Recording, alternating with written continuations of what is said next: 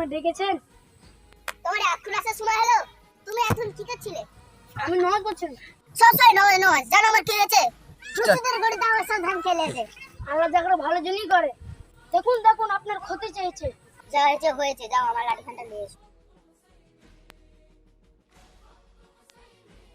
চলো শিকারে যাব। তাহলে গাড়িটা নিয়ে আসি। দরকার নাই, হেঁটে যাব।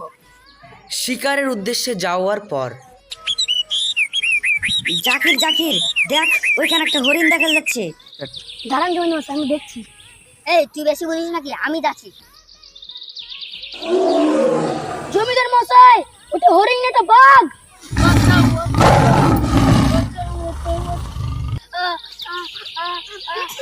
আপনার আঙ্গুল বাঘে খেলেছে।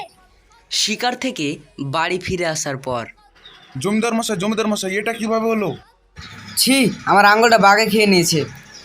চিন্তা করেন না, আল্লাহ যা করে ভালো জন্যই করে।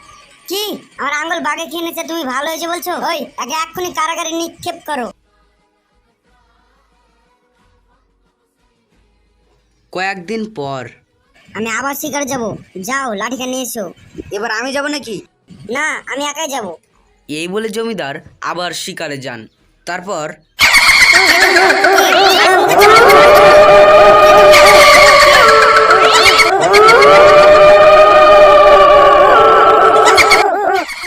আমাকে ছাড়ো, কে তোমরা?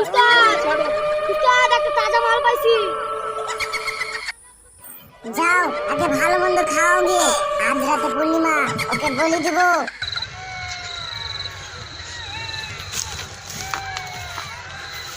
ও একটা আঙ্গুল নাই। তাহলে তাকে বলি দেওয়া যাবে না? ছেড়ে দাও।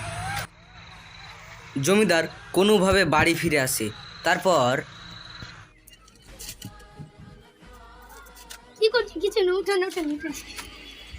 তুমি ঠিকই বলেছিলে, আল্লাহ যা করে ভালোর জন্যই করে। আর তা না হলে আজ আমায় মরতে হতো।